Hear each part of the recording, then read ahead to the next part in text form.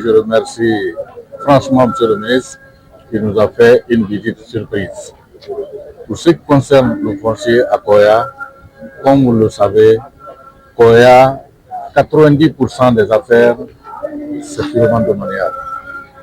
Et aujourd'hui, la visite du ministre, je crois, vient recadrer la situation. Il a donné de très bonnes directives à la direction préfectorale de l'habitat. Et si ces conseils sont suivis, je pense que les choses vont être améliorées. Visite inopinée de M. le ministre à Koya. Il est venu s'enquérir des réalités du terrain, voir le fonctionnement de notre direction préfectorale de l'habitat de Koya. Je vous avoue en toute sincérité qu'ici c'est un sentiment de réconfort moral. Là où je suis vraiment convaincu que ce ministre l'a fait la peau neuve par rapport aux tâches qui lui a été confiées par le chef de l'État, je vais nommer ici le président Mamadi Doumbouya, qui lui a donné toute la possibilité de gérer le foncier en République de Guinée. Je vous avoue ici que l'arrivée de M. le ministre Akoya, il a relevé beaucoup de défis. Et Inch'Allah, dans les jours à venir, il prendra toutes les dispositions par rapport non seulement à l'évolution de l'habitat de Koya, mais pour résoudre tous les problèmes liés au fonctionnement de ce service. Effectivement. Que même l'État est jugé de droit. Vous n'êtes pas sans savoir que la population est en avance sur l'État. À ma connaissance, les défis arrivés à Koya, moi qui suis devant vous, ma qualité de directeur de l'habitat, il faudrait que je sois mieux outillé pour faire ce que l'administration demande. Dans le faisant, on le fera avec beaucoup d'intelligence et beaucoup de réflexion. Je voudrais dire une fois de plus, là où nous sommes arrêtés là, c'est une route qui a été dégagée depuis 2020 par le ministre de tutelle à l'époque. Mais je vous avoue que ces travaux de déguerpissement se sont bien déroulés à Koya, mais avec l'avènement du Sénat de pouvoir, on s'est retrouvé devant le tribunal. Mais on s'était très bien défendu et on a prouvé devant le tribunal que l'habitat de Koya, ce n'est pas les enfants qui sont à l'école, mais c'est des cadres qui sont là, pétris d'expérience. On a fait étalage dans le savoir et on a monté les différents plans cadastraux qui régissent la ville de Koya. Les difficultés que nous disposons ici, c'est des difficultés qui sont énormes.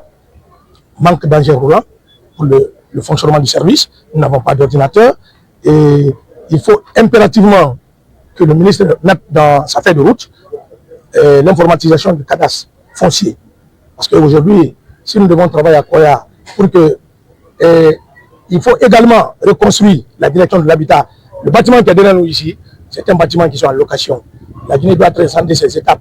C'est-à-dire toutes les préfectures de la Guinée doivent être dotées des directions préfectorales. Ce bâtiment-là, il est privé, ce n'est pas pour l'État. Est-ce que c'est normal qu'un service étatique peut domicilier dans un bâtiment privé de quelqu'un? Est-il vrai? Je dirais non. L'État n'a pas manque de moyens, mais c'est la volonté manifeste qui manque des citoyens. Je vous remercie. Ce matin, pour serrer la main à mon cher grand frère Kamano, qui est le préfet de Koya. Avec lui, on s'est rendu à la direction préfectorale charge de l'habitat de Koya pour passer un petit moment de convivialité avec mes collaborateurs, le directeur général et le directeur préfectoral de Koya, ses chefs de section, mais aussi les chargés d'études. Bref, tout le personnel en charge de la gestion du foncier à Koya. Ça a été un moment plein non seulement d'émotion, parce que je suis venu en surprise, mais l'objectif c'est de me rapprocher davantage de mes collaborateurs qui doivent nous permettre d'atteindre l'objectif recherché qui est la satisfaction des populations de Koya en matière de droit foncier.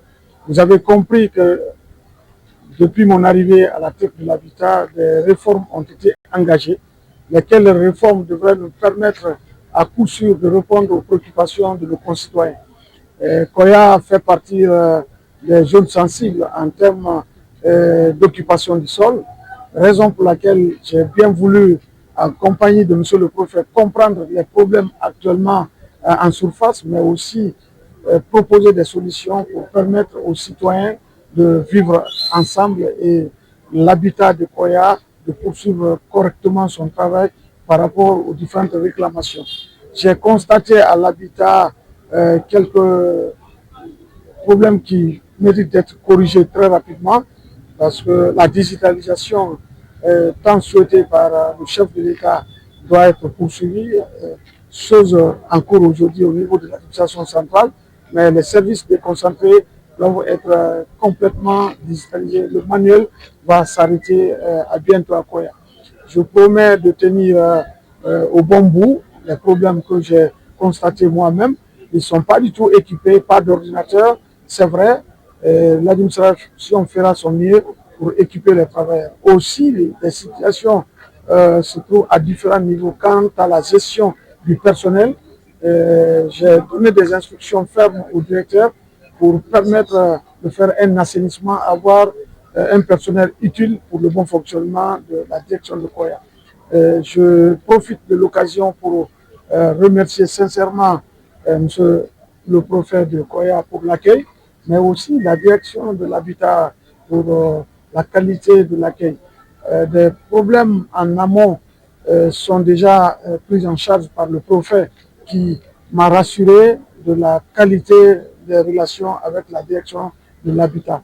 C'est un ingénieur de mines, un homme averti. Je sais entièrement compter sur vous, monsieur le préfet, pour permettre à ce que les problèmes finissent carrément dans cette préfecture de Koya, surtout le volet lotissement. Je voudrais saluer la quiétude qui règne dans votre préfecture. Je n'ai pas eu l'opportunité de rester longtemps, sinon on aurait pu visiter d'autres chantiers compte tenu de l'agenda. Je vous confie cette responsabilité, monsieur le préfet, de veiller en amont comme à l'aval de tous les problèmes, que ce soit le lotissement, la construction. Vous êtes le premier responsable de la préfecture. Vous représentez le chef de l'État ici, et le Premier ministre. Bref, vous représentez tout le gouvernement guinéen. Vous avez compris à travers le programme Simandou 2040 que la digitalisation est au cœur de nos activités, mais surtout avec la nouvelle donne. Nous avons présenté déjà le code foncier domanial qui est en révision, mais nous avons présenté la politique nationale foncière. Donc, nous allons faire en sorte que les droits soient établis et que la dignité de tous les citoyens soit vraiment établie pour permettre aux Guinéens de bénéficier des titres fonciers qui va certainement nous permettre de développer des activités économiques. Parce que j'ai donné des instructions à monsieur le directeur, nous allons passer en revue la situation du personnel. J'ai rencontré à Koya certains qui sont en situation depuis 20-25 ans, mais qui sont toujours restés chargés d'études. Ce n'est pas tellement confortable pour un administrateur, pour un Guinéen. Il est de mon devoir de veiller à la mutation des cadres pour une plus grande performance, surtout ceux qui sont restés longtemps à Koya, avec toute la sensibilité de la préfecture de Koya. J'ose vraiment espérer qu'ils ont appris beaucoup d'expérience. Ils pourront être utiles dans les nouvelles communes et vice-versa.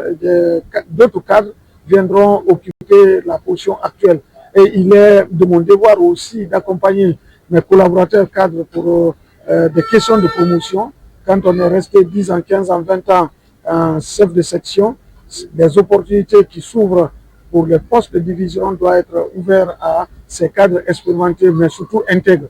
Donc, je passerai en revue toute cette situation pour permettre à ce que les mutations soient vraiment possibles en faveur, bien entendu, du renforcement des capacités, mais aussi de la gestion de la chose publique au profit de la population guinéenne.